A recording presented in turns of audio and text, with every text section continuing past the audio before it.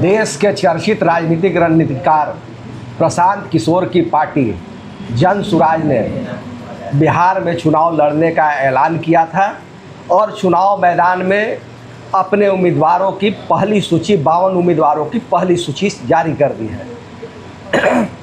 इस सूची में औरंगाबाद से 2 नाम हैं। एक नाम है नबीनगर विधानसभा क्षेत्र से अर्चना चंद्र का और दूसरा नाम है गोह से सीताराम दुखारी का।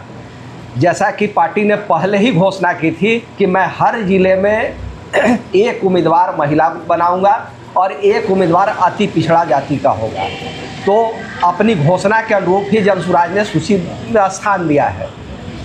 जैसा कि जन सुराज का एक टैग लाइन है, सही सोच सही लोग सामूहिक प्रयास।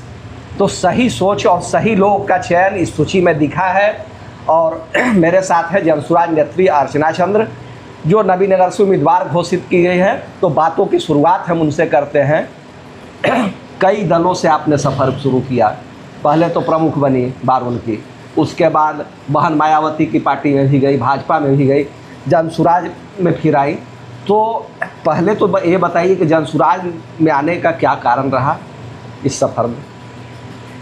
जन सुराज जब हम प्रशांत को सुनते थे जी, तो हमें महसूस होता था कि प्रशांत हर बिहारी को आवाज़ दे रहे हैं। जी, आज बिहार के विकास का अगर हम लोग बात करते हैं तो बिहार का विकास तभी संभव है जब सरकार सर्व समाज की बात करे।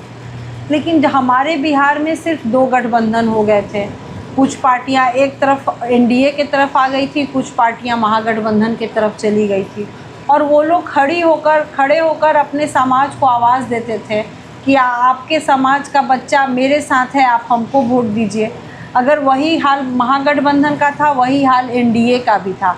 अभी भी चुनाव का समय है तो आप देख रहे होंगे सीट शेयरिंग का लेकर लोग, कहीं भी बिहार की जनता, ये लोग सीट शेयरिंग की बात करें, जातीय उन्माद की बात करें, कहीं बिहार की जनता नहीं रहती थी। जब पहली बार प्रशांत के राजनीतिक सोच और उनके सूझबूझ से तो पूरा हिंदुस्तान वाकिफ था, लेकिन जब वो बिहार में आए और बिहार में आकर उन्होंने कभी किसी जात को आवाज़ ही नहीं दी, उन्होंने आवाज़ दी पूरे बिहार को।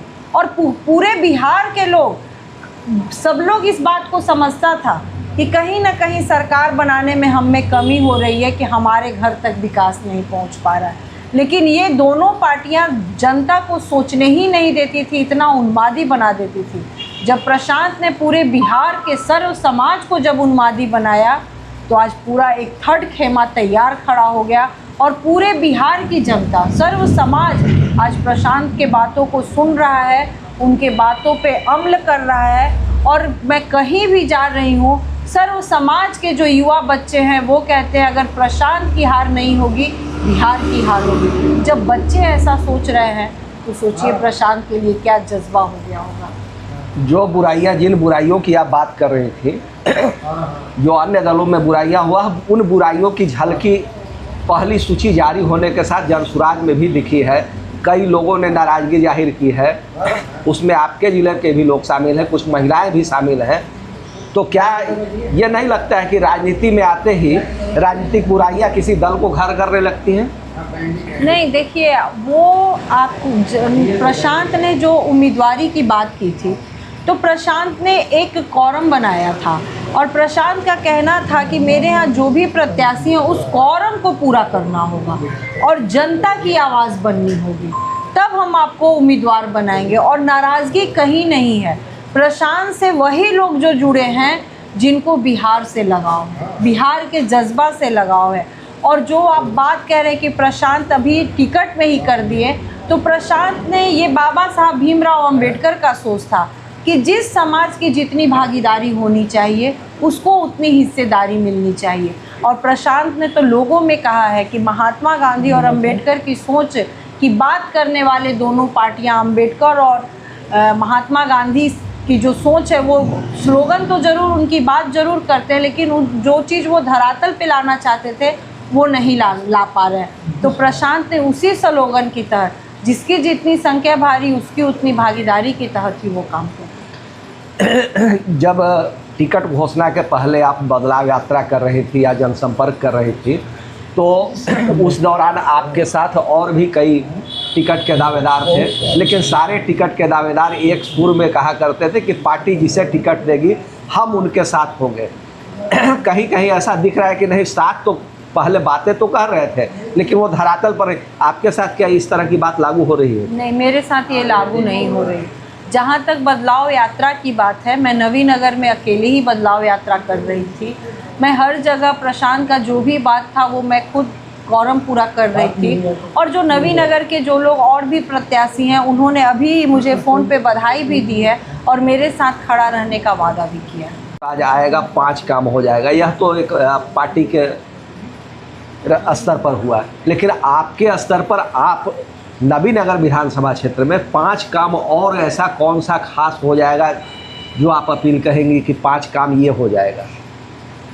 जो नवीनगर का जो बुनियादी मुद्दा है, यहाँ पे सबसे बड़ा लोगों के अंदर से आक्रोश है कि जो मुख्यमंत्री जी आकर और किसानों का ज़मीन लिए थे एक आश्वासन देकर, और उन्होंने जो आश्वासन दिया था वो धरातल पे लागू नहीं हुआ और किसान की ज़मीन चली गई। तो मैं चाहूँगी कि जब जनसुराज की सरकार बने तो वो तो तुरंत लागू हो जाएगा, लेकिन अगर मैं नवीनगर से जीतती हूँ तो नवीनगर के लोगों को ज़रूर ये कहना चाहूँगी कि जो भी पार्टियाँ आपके बुनियादी बातों को कहा ज़रूर है लेकिन उसे धरातल पर नहीं लाया, अगर आप जनसुराज पर भरोसा करते हैं, अर्चना चंद्र पे भरोसा करते हैं, तो जो बुनियादी चीज़ के लिए आप लड़ाई लड़ रहे हैं, मेरी कोशिश रहेगी कि 5 साल के अंदर उस बुनियादी चीज़ को इस नवीनगर के धरातल पर मैं लाऊं। नवीनगर को अनुमंडल बनाने का मुद्दा भी जोर शोर से उछलता रहा है और इस चुनाव में भी नवीनगर को अनुमंडल बनाने की मांग चल रही है, तो इसके लिए आपने क्या सोचा है?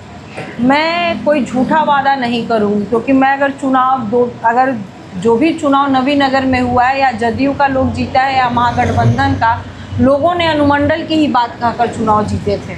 आज मैं अगर वही बात दोहराती हूँ तो लोग कहेंगे कि चुनाव का समय आया है, फिर से जो दोनों प्रत्याशियों से लोगों का मन उठता है, दोनों प्रत्याशियों ने अनुमंडल की बात कहकर नवीनगर की जनता का वोट लिया है, मैं वो कोई बात नहीं दोहराना चाहती हूँ। लेकिन हाँ, अगर लोग हम पर विश्वास करता है तो भरोसा रखे, 5 साल के अंदर वो काम भी होगा। आप 5 साल के अंदर कह रही हैं और लोग कह रहे हैं कि बस 6 महीने के अंदर। तो 5 साल से एक अगर जदयू है तो वो 20 साल से सरकार में है, अगर महागठबंधन है तो 5 साल से इसी अनुमंडल के बाद पर लोगों का वोट लिए थे, तो 5 साल में उन्होंने नहीं लाया तो 6 महीने में कहाँ से ला देंगे? ये सोचने वाली बात। क्योंकि बारून आपका घर है और नवीनगर विधानसभा क्षेत्र का यह अंग है।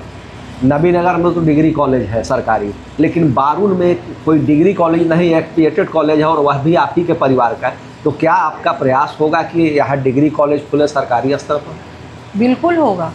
हमारी पार्टी का कहना ही है कि अगर जब तक हम पूरे समाज को अच्छी तरह से, जो हमारे बच्चे हैं, जब तक अच्छी शिक्षा नहीं ले लेते तब तक हमारे यहाँ पलायन होते रहेगा। पलायन का मतलब सिर्फ मजदूर का ही पलायन नहीं हो रहा है, शिक्षा के नाम पर भी बिहार के बच्चे का पलायन हो रहा है। आज अगर अच्छी शिक्षा की ज़रूरत हो जाए तो अगर आपके बच्चे मैट्रिक में अच्छे नंबर लाते हैं, आप कहीं भी बिहार के किसी यूनिवर्सिटी को नहीं देखते, आप अपने बच्चे के लिए दिल्ली, कलकत्ता, बाहर सोचने लगते हैं, बेंगलोर वगैरह जा रहे हैं। तो एक शिक्षा का पलायन, एक बिहारी आदमी का पूंजी का पलायन।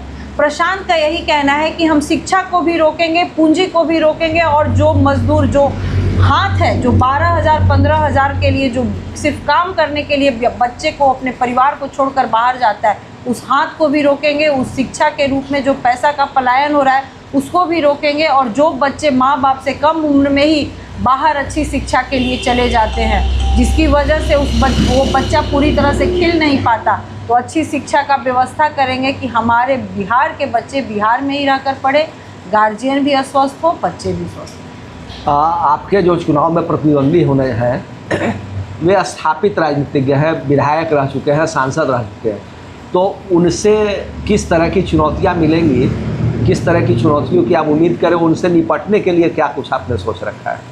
देखिए, उनकी चुनौतियाँ, मैं यही कहना चाहूँगी कि ये लोग जब भी आते हैं पार्टी की सोच के तहत के आते हैं।